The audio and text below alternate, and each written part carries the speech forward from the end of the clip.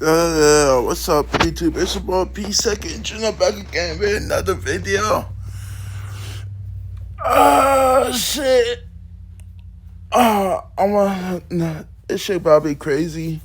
I need, I need, I need to find a way to get like a little face cam for my phone. But until then, I'm just gonna be hearing my voice.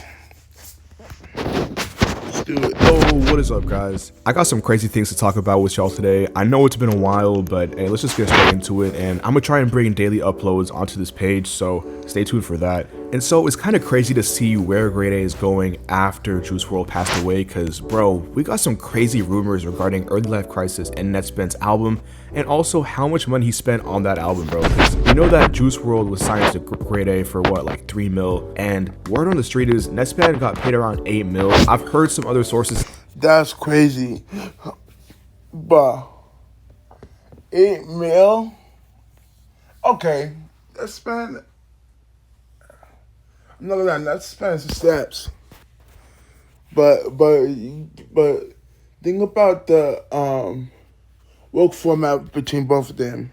That span probably write down some of his stuff. That span probably do this and that. Though Juso was dropping bangers after banger after banger just by freestyling. It really don't add up. If anything, if I was a producer, I would have paid the person who dropping banger after banger off of freestyles way more than someone who write down the shit. Cause freestyle is way more harder than writing down some shit. Let's just keep it a band.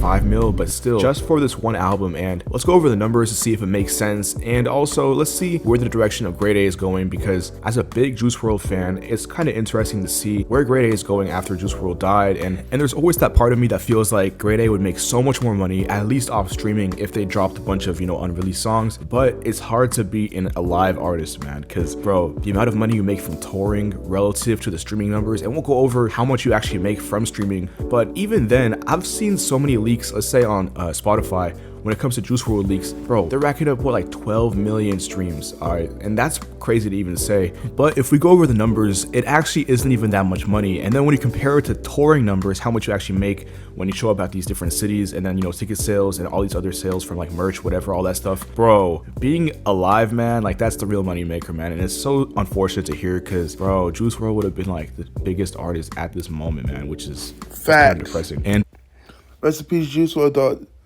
That is some facts. He would have been at least one of the top ones right now. And he would have been helping these new artists out that are coming up, which would be crazy. Like, if Juice WRLD was still alive, there would have been so much crazy ass music and so many crazy ass collabs between him and different artists. I guarantee Baby Tron, if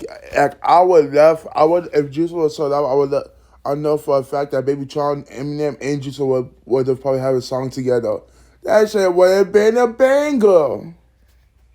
I'm gonna give my thoughts on Netspend's new album in a different video, probably tomorrow or so. But so if we look at this post on Twitter by Netspend Central, he said Lil Bibby gave Netspend $8 million to make this album, by the way, which is absolutely insane for one album. And there's a lot of people in the comments talking about, oh, the YoungBoy feature was 7 mil, all these jokes. But really, that's insane to hear. And I hope the producers are getting paid well, because there was some good production on the album, I can't lie.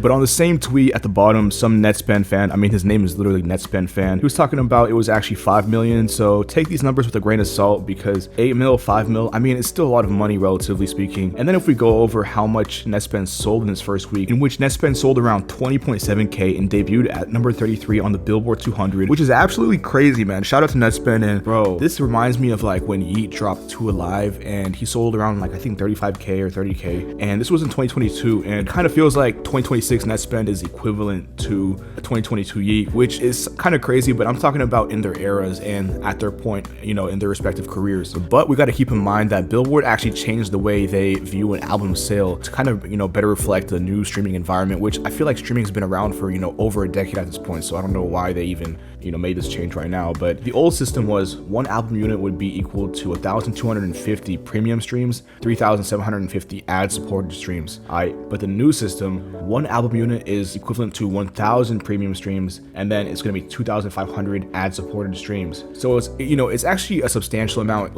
easier to get an album sale relative to how it was when Yeet dropped. So keep that with a grain of salt. And so while doing a little bit of calculations and a little bit of assumptions, Netspend would have actually sold around 16K to 17K first week, which is still a great amount. But if we do that's crazy.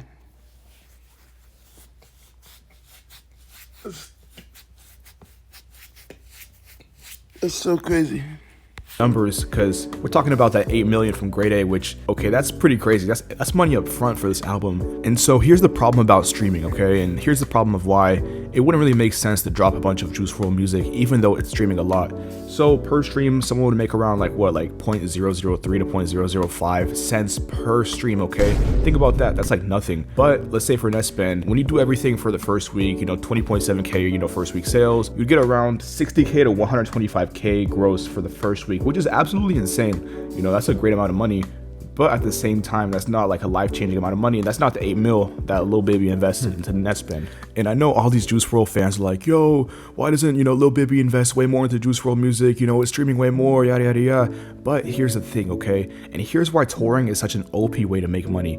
So let's say on Netspend's tour, he goes to let's say 30 places, and the average ticket price is $80, and the average venue size is around 1,000 to 2,500. On the low end, bro, Netspend would make around $2.8 million, okay? And this is not including Rolling Loud or other festivals. These are explicit just concerts, Netspend concerts, okay? But on the high end, if everything goes well, Netspend can make around $4.8 million, which is absolutely insane. And so that's all you need to hear, okay? I mean, bro, we talked about the streaming numbers, $0.003, $0.005 per stream, which is nothing, bro. That's what? That's half a penny per stream, less than half a penny per stream. And then you have Netspend, who's alive and touring and can make way more money, and astronomically way more money with less, streams, whatever, because of touring, because of these in-person acts. It's common sense. And so when we're looking at this 8 million, this 5 million, it kind of makes sense to invest that much into an album like this, because I wonder why. That's exactly why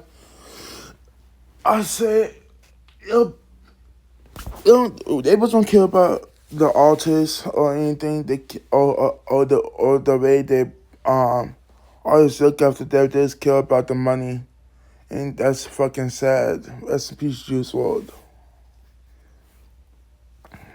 we're seeing that if you can create an album with high energy that can bring people to buy tickets, that's the real moneymaker. I mean, we've seen this with Yeet, we've seen this with Cardi when it came to Cardi's Whole Lotta Red tour, which I feel like that's the real Whole Lotta Red effect. And I'll go into more depth on how labels are actually buying more into this rage sound, because no one's talking about it. You know, everyone's talking about, oh, this is the end of music, the end of whatever. But bro, this rage music pays, man, because think about it. This high energy music brings people to buy tickets, and it's not about the